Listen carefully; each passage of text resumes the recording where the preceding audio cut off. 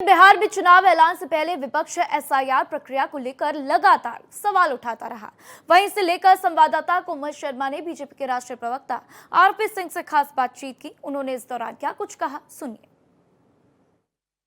बिहार विधानसभा चुनाव की तारीखों का ऐलान हो गया। बात करने के लिए हमारे साथ बीजेपी के राष्ट्रीय प्रवक्ता आरपी सिंह जी है। बिहार के चुनाव का ऐलान हो गया, इंतजार था बेसब्री से, सभी तैयारियां, पार्टी जो अपनी तैयारियों में जुट गई है। लेकिन खास बात यह है कि इस बार चुनाव आयोग ने ये कहा है कि ये वाले चुनाव बिहार के मतदाताओं के लिए सबसे ज्यादा सरल है। क्या सोचते हैं आप, जबकि एसआईआर के मुद्दे को लेकर के विपक्ष ने बहुत हंगामा नहीं, हंगामा करने के बाद आउटकम क्या हुआ?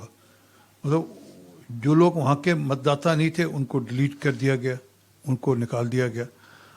जो लोग वहाँ से शिफ्ट कर गए थे उनको निकाल दिया गया। जो मृत हो चुके थे उनके वोट कट गए। और इसमें कहाँ कुछ रह गया? परंतु क्योंकि एक कोशिश की उन्होंने एक नैरेटिव खड़ा करने की, वो फेल हो गया नैरेटिव।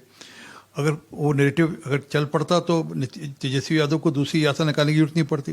दूसरी यात्रा निकाली इसलिए कि उनको पता कि पहले नैरेटिव फेल हो गया। दूसरी बात है कि बिहार की जनता लगातार जो बिहार की चिंता नीतीश बाबू या मोदी जी करें उसके पक्ष में वोट देने वाली, ना कि वापस से गुंडा राज लाने के लिए, ना कि इसलिए कि मुख्यमंत्री कार्यालय का उपयोग फिरौती मांगने के लिए किया जाएगा या फिरौती के मामले सेटल करने के लिए किया जाएगा। इसलिए बिहार की जनता बिल्कुल सोच समझ कर ठीक ढंग से वोट देगी और जंगल राज की ओर वापस वो बिहार को लेकर नहीं जाएगी। और जिस प्रकार से नीतीश बाबू ने महिलाओं की चिंता की, खास करके अभी 1 करोड़ महिलाओं को 10,000 रुपये प्रति महिला को दिया गया है ताकि वह उद्यमी बन सकें, वह बिहार की इकॉनमी में अपना हिस्सा डाल सकें। क्या पार्टी जो है पूरे फैक्टर्स के साथ इस चुनाव में उतरने के लिए तैयार है? जिस तरीके से एसआईआर का मुद्दा भी बहुत विपक्ष ने उछाला, लेकिन बीजेपी की तरफ से विकास का मुद्दा बोला गया।